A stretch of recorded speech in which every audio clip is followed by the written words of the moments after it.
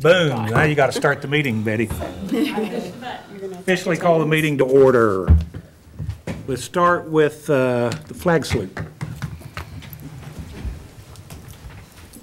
I pledge allegiance to the flag of the United States of America and to the republic for which it stands, one nation, under God, indivisible, with liberty and justice for all. Brett? Pray with me. Father, we want to thank you for all the blessings that you have bestowed upon us each and every day. Please watch over all those who must endure this heat wave. Help them find cooling comfort and water for hydration, especially the elderly and the young who are so susceptible to the extreme temperatures. Also watch over those who have lost their homes and their businesses during the recent hurricane in the southern part of the U.S. We would ask that you keep our troops safe who have sworn to protect us here at home and abroad. Please keep them home, bring them home soon and end the conflict that keeps them in harm's way. We ask this in your name. Amen. Thank you, Brett. Jan, would you do the roll call, please? Dr. Kincaid. Don Newsom. Here. Robin Riley. Here. Judy Troop. Present. Nancy Zimmershed. Here.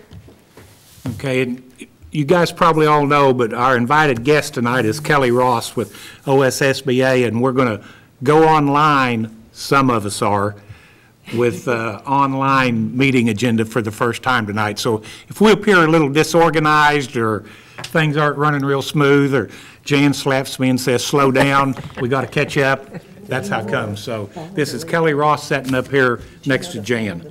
Thanks for coming, Kelly. Thank you. Public comments didn't have any, Betty? Okay, so we'll skip right off public comments. Go to item 3, the superintendent's report with potential board discussions. Okay, tonight I wanted to share some information with you on the status of the Oklahoma teacher shortage and also give you a personnel update specific to Ponca City Public Schools. And our friends at OSSBA have been tracking our teacher shortage and the number of emergency certificates since 2014. And there's been a lot of data that has come about, and we've realized several realities, and I want to share some of those with you.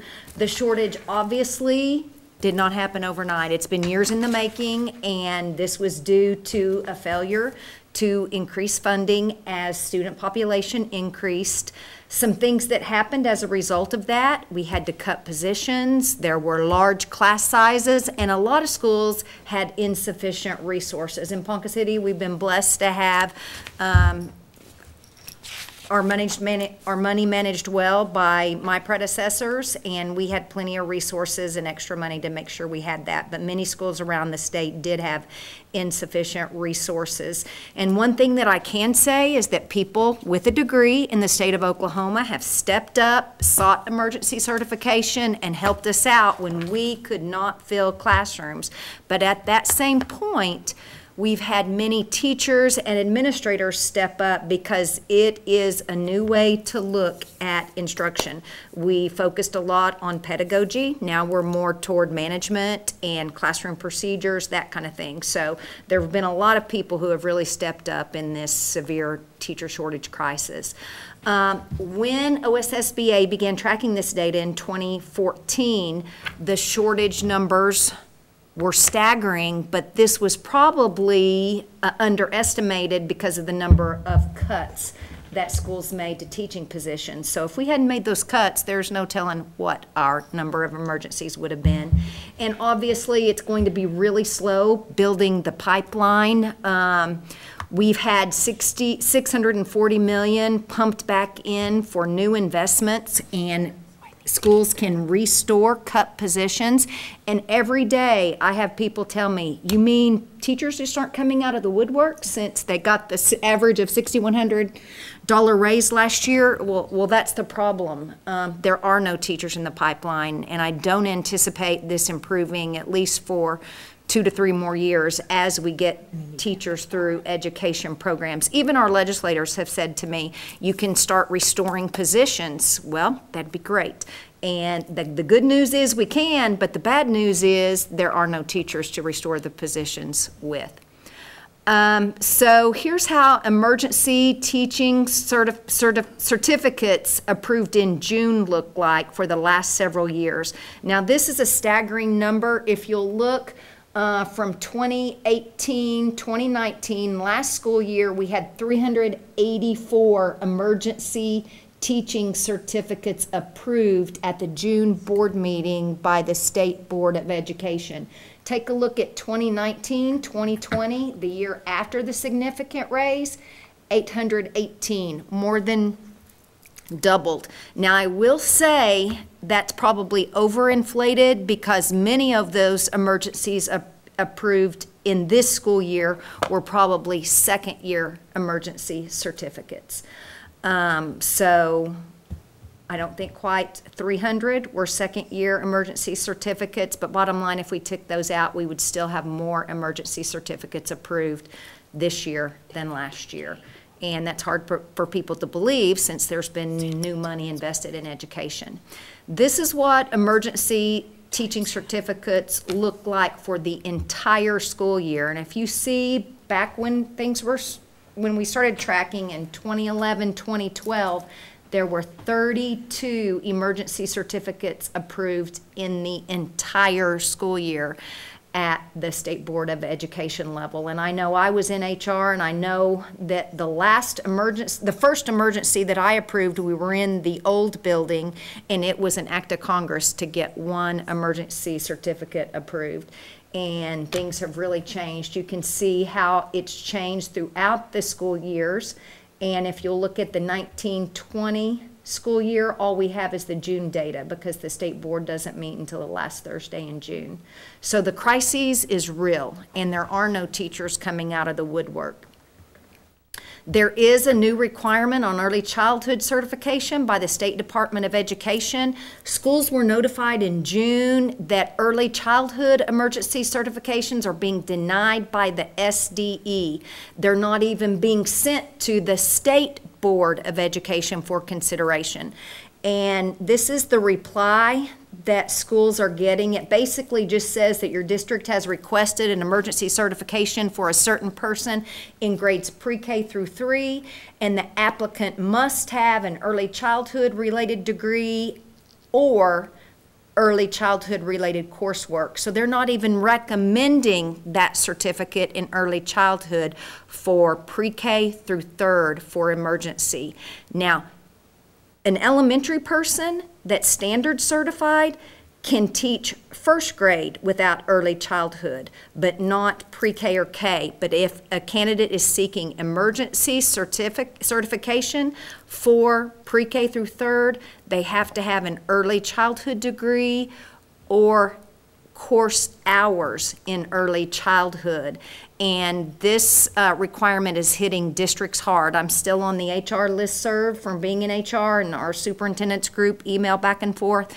Many of us just found out in June that we are getting this notice from the SDE with no notice on our pre-K candidates, and we don't have any other applicants. One small school was requesting 4 early childhood pre-K certificates, and they have no applicants, and those have all been denied. So it's been hard on schools. PCPS, our district has one position that is affected. We had hired a 2nd grade teacher at Union Elementary, and Mr. Layton requested early childhood certification for her. He reached out to the State Department because the State Department tells us they have to have coursework. Our candidate had 1 course, 3 hours in early childhood, and I think Kim Barton told you that it needed to be 18 to 20 credit hours. So we do have a workaround, however. At Union, we have an early childhood teacher who had taught 1st grade before, who is now in 5th, and what we'll do is we'll just switch those positions if it does not get approved. So we're in a bind. We don't have teachers, and now the crunch is felt with our early childhood emergency certification. So it's tough out there. Here are emergency certificates specific to us. The total number of teachers with emergency certification for 2019-2020 are 31. Now, this includes first year and second year emergencies. Our total elementary emergency certified teachers are 12. 12 of those 31 are elementary with emergency certification. However, 5 of those 12 are education majors. Maybe we needed them certified in early childhood or elementary or special ed, or they're secondary certified and they're going to teach elementary.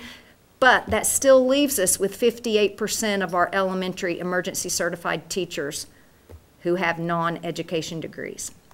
At the secondary level, it's a little bit different. We have 20 of the 31. I should change that to 32 because we've hired actually another one today on emergency. So that number should actually be 32. Our total secondary emergency certified teachers happens to be 20, so we have more at the secondary level.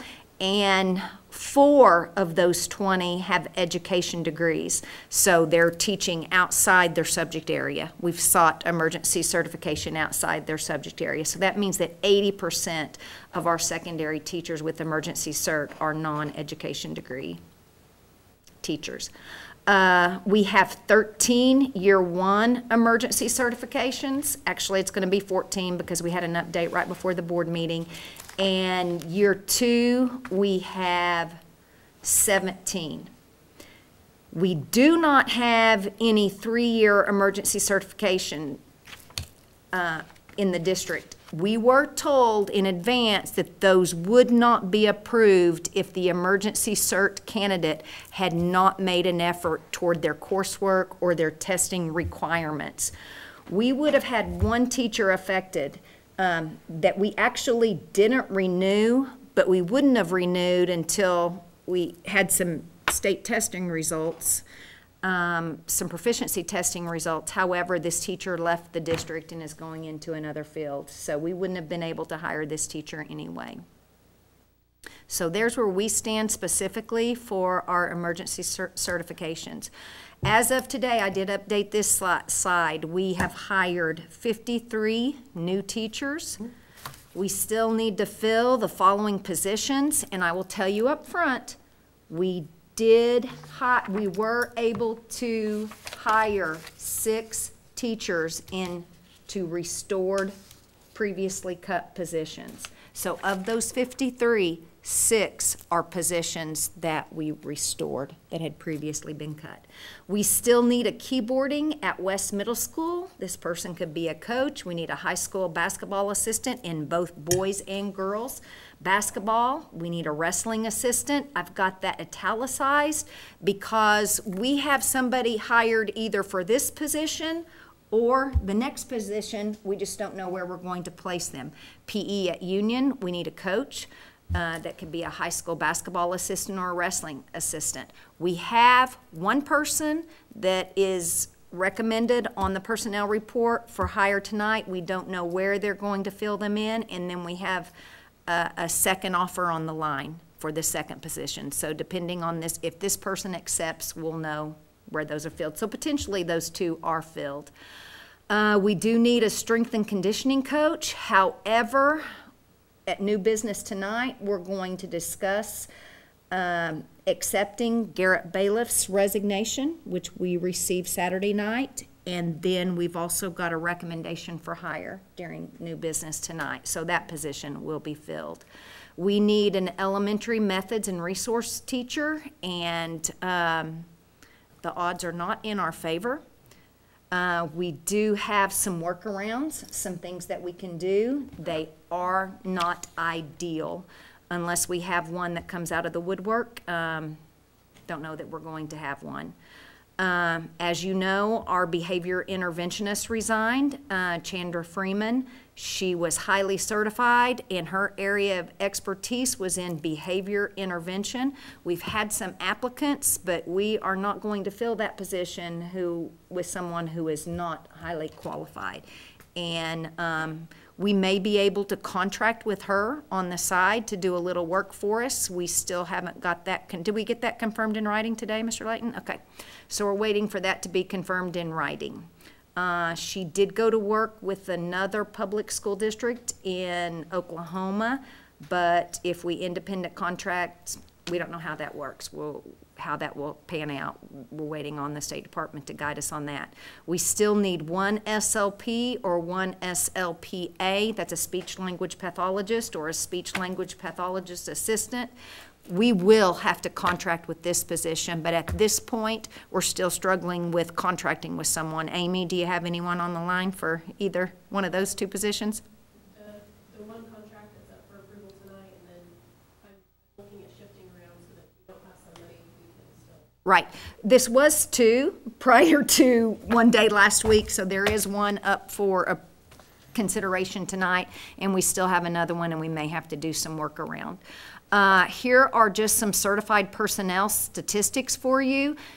Teachers in the induction process, that means they're in year 1, 2, or 3. We have changed our new entry-level process because we have so many emergency certified teachers that we're working with our teachers in their first 3 years as an educator, meeting once a month, working on specific target areas to help them improve.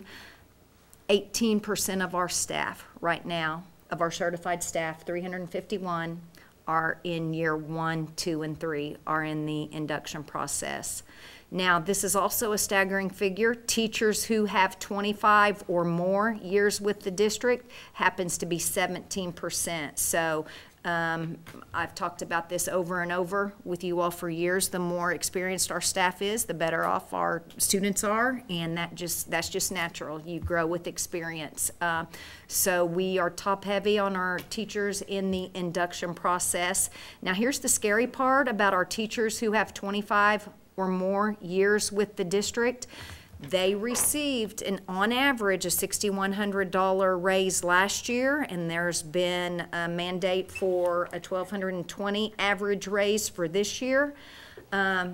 Those teachers who have worked with the $6,100 average raise for 3 will probably stay with us for 3 years to boost their teacher retirement for the rest of their life. So after next year, we could be in real trouble. Hopefully we'll have some teachers who have graduated from college who are in the pipeline by then. There's just no easy way around it. It's not going to be easy fix, and we're in this for the long haul. Do I think education will come around in Oklahoma? Yes, but it will take years. Our decline took years with our revenue cuts, and our shortfalls took years, so it's going to take years to rebuild. This is some interesting information. Basically, I'm going to give you information about our loss of experienced staff to an area school, maybe a school that is on a 4-day week, or they may have small class size, or if they left to go to a charter school. So our number of career teachers, that means teachers who have been hired by the 4th time by the district, who left PCPS to work in area schools or EPIC, and I say EPIC, I don't think we've lost to any other charter school other than EPIC. Last year, we lost 12. We lost 9 to area schools, and most of those were a 4-day week or low class size. We lost 3 to EPIC last year. This year, so far, we have lost 9 teachers to area schools or EPIC. 5 of those have gone to area schools, not so much 4-day-a-week schools. Some of those were even to Stillwater, Morrison. These were teachers who were driving from that area. We did lose 4 teachers to EPIC this year, and as you know, EPIC did a huge campaign recruiting teachers. I got a letter at home from EPIC, as did all of our teachers, and they got an email from EPIC, and obviously they're advertising. I'm sure you've seen the advertisement, so it's looking promising to teachers, but there's been some articles that have come out that don't look so promising too. The number of teachers who left for the 2018-2019 school year but are returning to PCPS to teach this year are 4. We have 4 of these 12 teachers, actually of the 9 teachers who went to area schools, returning this year. And I think that speaks volumes. The grass is not always greener on the other side. So almost half of those 9 who went to area schools are coming back. We didn't get back any of our EPIC teachers, though. We're still working on that. We interview our teachers, we do surveys, we do face-to-face exit interviews, face-to-face interviews. When Curtis onboards, he'll interview the teachers. What are your reasons for coming back? Because we're always collecting that data to know where to put our focus. Some of the things they said were continued board interest in increasing certified and support salary and wages, reduction in contract days without loss of compensation, efforts to reduce class size. We have the 5-year plan on our elementary, and as you know, we've added 4 teachers back to West, and we've added a couple of electives back to Po High. We were going to add 7.5 positions. We haven't been able to fill a couple of those positions. So we are making the effort to reduce class size. And they also say supportive employees, and some of the things they listed specifically were our professional development opportunities, our effort to begin restoring previously cut positions, the forgiveness of the snow days, since we are on days and hours. We've been approved for both days and hours, and you know the board voted to forgive those 2 snow days. That went a long way. Our team culture, all changed into Wildcats and focusing as Team PCPS.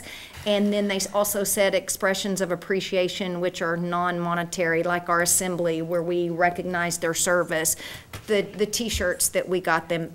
Our employees still wear those every Friday. I guess that was monetary, but it didn't come from our state aid or our ad valorem. That came from donor. They also, some little things that we do is like before a holiday, if their contract day is to end at 3:45, we may dismiss at 3:20. Throughout the summer, before the holiday, we dismiss support at noon before the 4th of July, and they were all really appreciative of that. So those are some of the things that they said that have led to them staying employed or returning to PCPS. Are those factors prioritized at all? No. What's the top one there, Curtis? From our certified staff, they're going to say professional development opportunities. Okay. And then like the next day, you would move whatever you want to talk, and it's over to the discussion.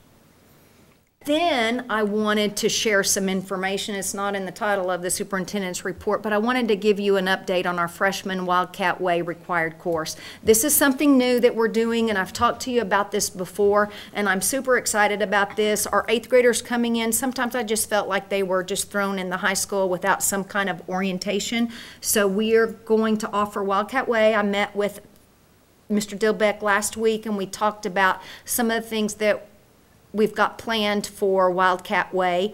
Our course timeline, the first semester for all freshmen will be the Wildcat Way. The second semester will be required Oklahoma history. So they're going to have 1 full semester, and it's required for all freshmen. Obviously, we're going to do orientation, campus tour. We'll introduce them to personnel, Po High personnel. Here's your SROs, who's your counselor, who's your principal, staff, cafeteria workers, or custodians, that kind of thing. We are going to do 1 day a week on personal financial literacy. We are going to have them select a job and have the average pay for the job, have them purchase a house, have them purchase groceries, insurance, balance their checkbook. Can you make it? This is something that our kids need. Yeah. Now, we did have a personal financial literacy class, but not everybody took it. All freshmen are going to have personal financial literacy in the Wildcat Way once a week. We're going to have uninterrupted reading time. That's a focus that I talked to our principals about at the end of the year. Without a doubt, it takes 15 minutes of uninterrupted reading time to show any growth in reading. And the long story short, our kids are averaging about 5 minutes of reading time a day. And that's not just Ponca City, that's a national statistic. And I told our principals, what if our football players practice 5 minutes a day?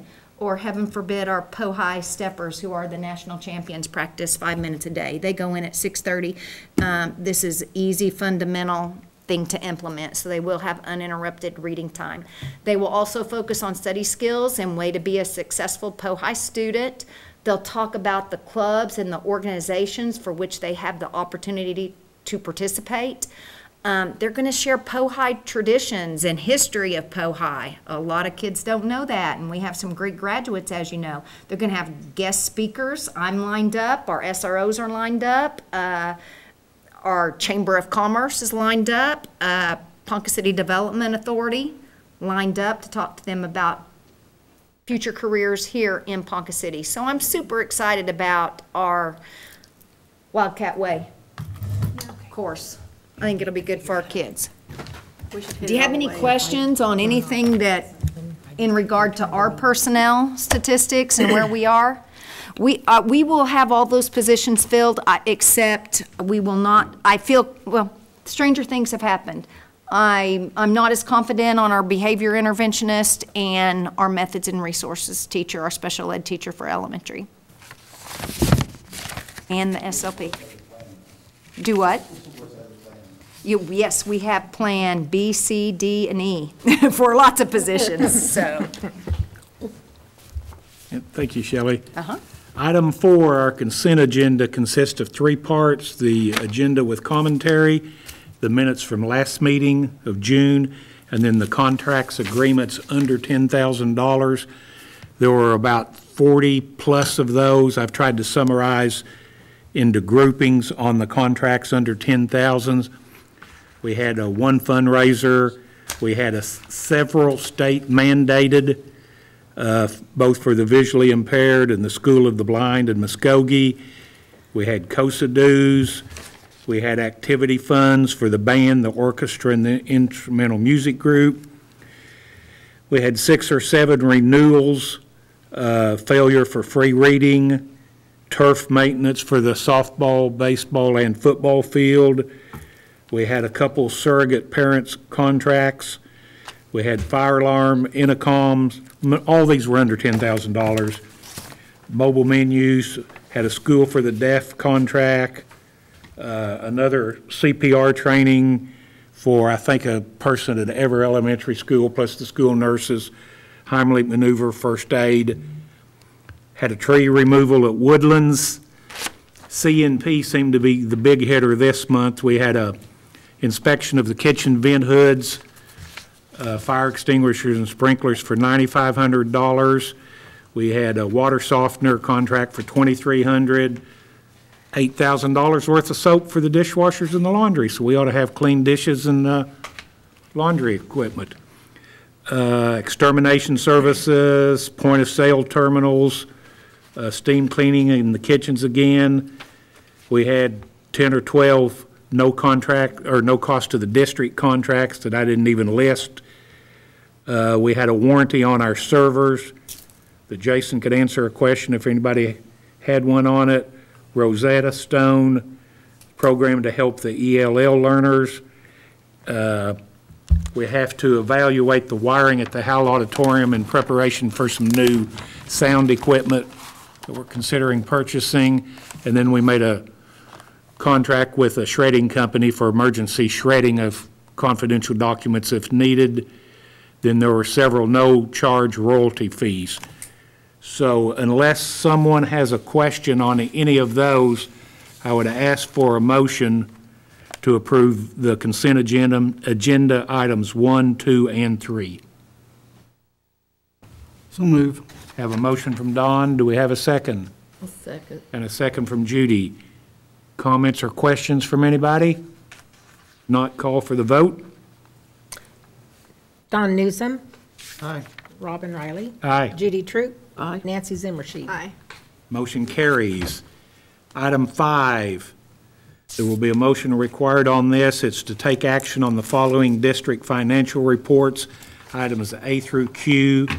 Don and I talked about these with Brenda and others in the finance meeting. These are normal monthly encumbrances. We went over most of these in the finance committee. There didn't appear that there's some big dollar items, but when you have a $30+ million budget, it takes a lot of money to keep the thing going. Some booster fund requests, budget analysis reports, treasurer's reports, ratification of approvals and payrolls. I don't have any questions, any of those. Do you, Don? No, I'll make a motion, we approve it. We have a motion to approve item 5, 1A through Q. Do I have a second? I'll second it. Have a second from Nancy. Motion was made by Dawn. Comments or questions? Call for the vote. Don Newsom. Aye. Robin Riley. Aye. Judy True. Nancy Zimmershed. Aye. Motion carries. Consider and take action on adopting a school hours policy for 2019 and 20. This is the yearly requirement with State Department of Education that allows us to either use 1,080 hours or a specified number of school days for attendance. Something we do every year. It's a renewal. I'd look for a motion to approve. Well, I'll make a motion to approve. Have a motion from Judy and a second from I'll second. Nancy. Comments or questions? Call for the vote. Nancy Zimmershed. Aye. Judy True. Aye. Robin Riley. Aye. Don Newsom. Aye. Motion carries. Number 3, consider and take action on appointing an internal activities review committee for activity absence of 2019 and 20 school year. This is where more than 10 absences from any one class a year, various and sundry things happen. Previously, we've always used the high school principal and the athletic director as the review committee. We're required to establish a review committee for the next year. This recommendation from Shelley is to use the same 2 people or positions, the principal and the athletic director, to become the review committee. This is something that requires board approval. Our high school does a fabulous job of tracking that, and we typically don't have a problem. But we have to have a committee, Correct. and the committee is in made place. of the high school principal and the athletic director. I don't know of one thing that's happened in the last 2 years where we've had to go before the review committee since I've been superintendent. Look I'll for make a motion to approve. motion from Don to approve and a second from Judy? Judy. Comments or questions? Call for the vote. Judy True. Aye. Robin Riley. Aye. Don Newsom. Aye. Nancy Zimmershed. Aye. Motion carries. Number 4, consider and take action on approval of science and mathematics courses for credit taken at Pioneer Technology Center. This is a listing of courses that have been put together by the curriculum committee, Barbara, et cetera, that are approved if they'll take them at the Pioneer VOTEC. Pretty much the same ones we've always had, Correct. isn't it? Correct. Comments or questions? I need a motion to approve. A motion to approve 5.4. Motion from Judy, I'll second. second from Nancy. Comments, questions? Call for the vote. Don Newsom. Aye. Robin Riley. Aye. Judy True. Aye. Nancy Zimmershed. Aye. Motion carries. 5A and B we will do in one motion in a minute. Consider and take action on the following board policies. These are the policies that include medical marijuana for certain specific jobs and for our bus drivers. And we'll let Curtis give us a real quick explanation of what we're doing here. For our employees that are coming on, basically the policy is not much, is going to allow, say that we can't discriminate against them if they have a medical card unless they're in a safety-sensitive position. Those are listed in the policies, such as bus drivers, they're in charge of like equipment, like the agriculture, any of our Science teachers? industrial arts teachers or science teachers, those kind of positions right there. So it kind of spells that out. Bus drivers, it really, they can't ever have that because they're driving a big vehicle. So, it's just kind of getting us up to date with the new law, medical marijuana. So, and same thing applies. You can, I mean, obviously they cannot use it on campus. They can never be intoxicated, just like with alcohol or anything like that. It's just basically treated like any other prescription drug, that if it takes positive on a drug test, then we Okay. can't discriminate them because of that. I did talk to Oklahoma Drug and Alcohol Testing, and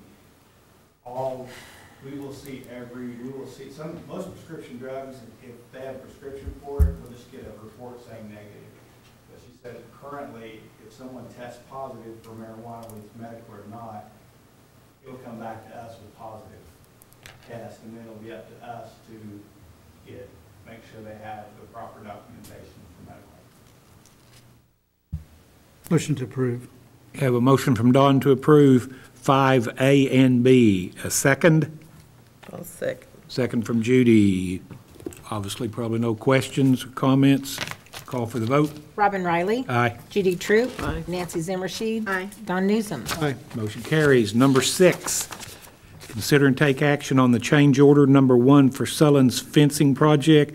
When they were tearing out the sidewalk, they found some problems with the low stone retaining wall that was originally put in the 30s or late 20s, whenever the north side was built. And this is a $1,600 change order to fix that. Do I have a motion to approve 6? Yes. Have a motion from Don and a second from Judy. Judy. I'll second. Comments or questions? I have a question just on the other side. Do you know where they used to park? There used to be a little drive up across from the concession stand on that side. Why did they tear that down? We'll ask Mr. Brett Smith that one. Street across Brookfield? Is that Brook? Yes. A little opening. Is that yeah, they had a little opening there to go up. Why did they tear that down? I think it was an old driveway from one of the old houses. Old. It was old. I think it was one of those houses they took out. It was the day after having the lease. Okay. Okay. Okay. Okay. It's just, right, it was an old driveway to a house that was there. And just left those folks. Okay. Okay. Thank you. Veering off looking at. Okay, so we've got a motion and a second. Call for the vote. Don Newsom. Aye. Robin Riley. Aye. Judy True. Aye. Nancy Zimmershed. Aye. Number 7, these are starting to get a little bit more difficult to explain. Consider and take action on the following contracts. A is an agreement with Power School that has bought out Talent Ed, that has bought out People admin. People Admin. Netchemia. There was another one. Netchemia. It's basically used by the HR department, and it's trying to align the contract timing with the physical school year. B, and I'll go through all these and then we'll go for one motion. Agreement with the City of Ponca for 2 school resource officers. One is permanent at the high school full-time. The other one is split between west and east. And this is a little bit of an increase, but it's pretty close to the same price as last time. C is an agreement with Engage to Learn for training and coaching for project-based learning. This is a method of teaching used by some of the senior teachers. First-year teachers we're no longer using this. This is a 1-year contract. I will admit, I would ask the curriculum committee to evaluate it before we ask for this cost again next year, since it's not being used by new teachers. It's only the veteran teachers that have been on it. And for a actually, it's a while. decrease of about $40,000, and our statistics kind of back that up with 18% of our teachers in year 1, 2, and 3. I mean, to do project-based learning, it takes a master teacher. They're working on procedures and classroom management and that kind of thing, so they weren't taking advantage. So it's a huge decrease. We didn't want to eliminate that support for our master teachers who are using it and getting great results. So, but it is a decrease because we need to shift our, It's the decrease because we're not putting the new teachers on it. correct. D is an agreement with Pioneer Technology for dropout recovery.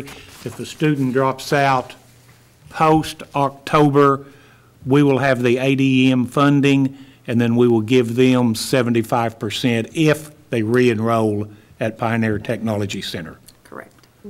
And that is the going rate. I did check with other schools. They do pay about 75%. So we're still getting 25% of the state aid, even if they drop out and Share picks them up. If they drop out prior to October, I guess we don't get the money at all, because October's The first. Is it the first? October 1. is the Legally cut have to date do on, that or for ADM funding.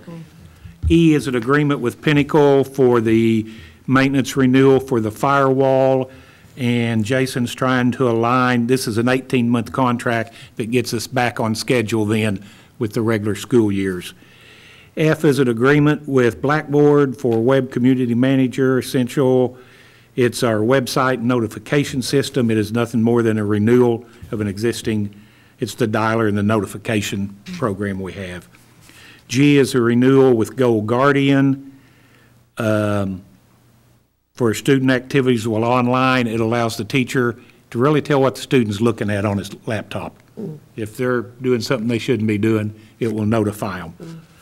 H is an agreement with Imagine Learning for instruction for English language learners. This was piloted last year. It did very well. We'll have about 300 kids on it this year. This is a new program. We got to use it for free. The Last pilot year, for the free. pilot, but we're having to pay now. Correct. We have 300, where'd you get 300? We have 300 English language learners?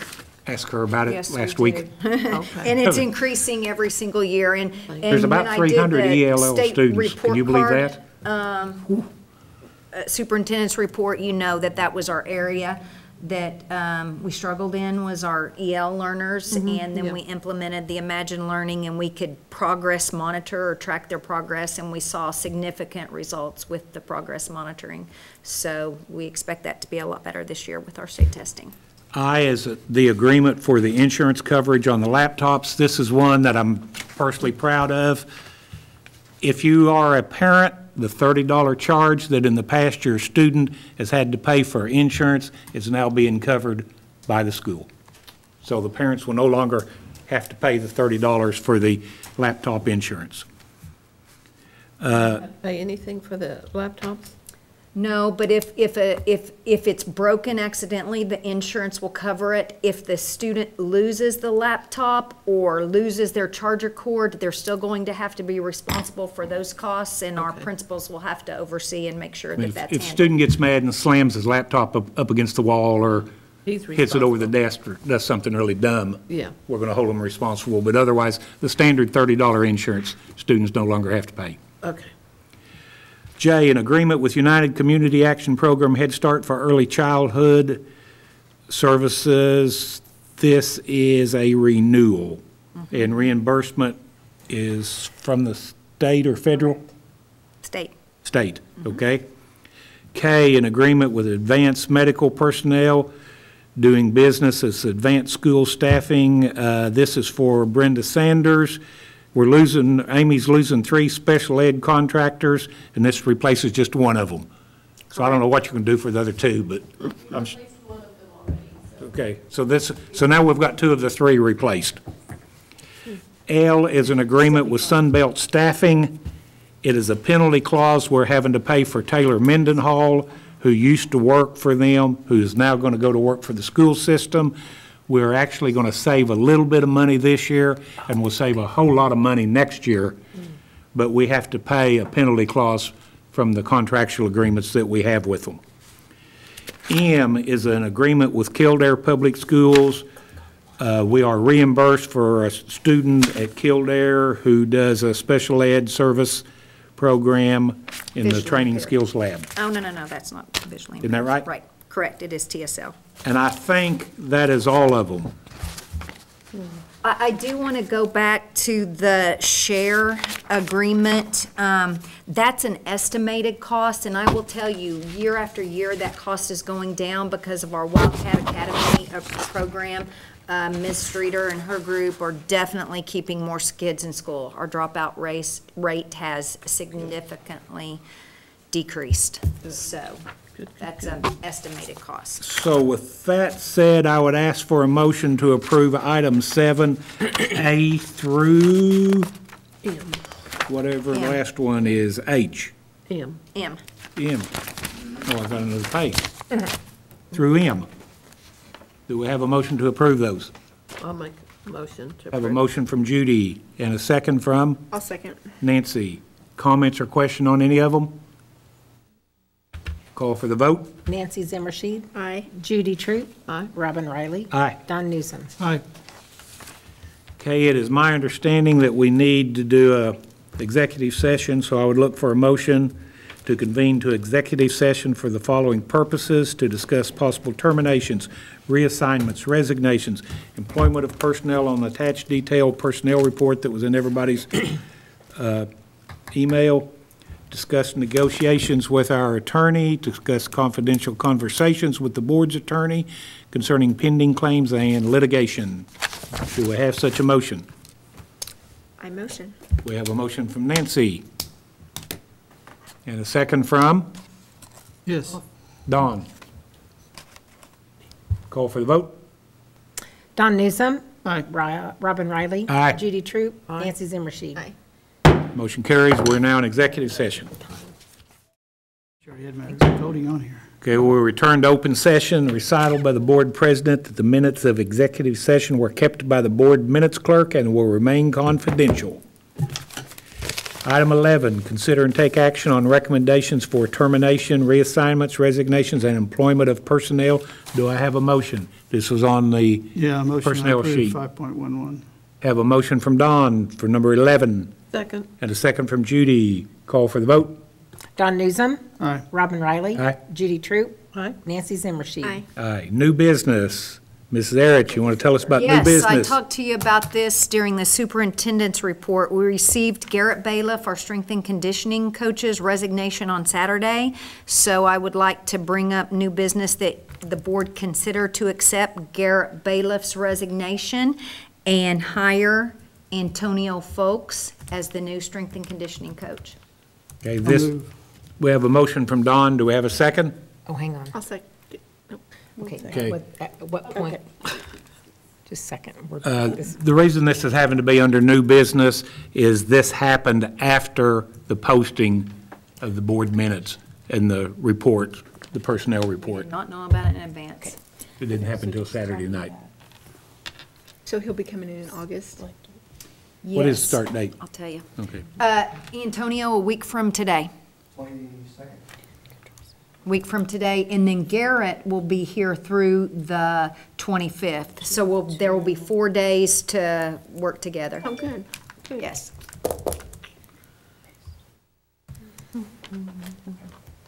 I have an idea that we can raise our hand. Ready? Okay, we have a motion and a second for item under the new business. Motion made by Don. Yes, and second by Nancy. Nancy.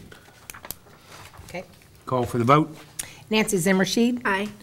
Judy Troop. Aye. Robin Riley. Aye. Don Newsom. Aye. Motion carries. Number 7, adjournment. Do I have a motion to adjourn? I'll make a motion to adjourn. Motion from Judy and a second. I'll second it. And a second from Nancy. All in favor say aye. Aye. Opposed, same sign. Meeting adjourned.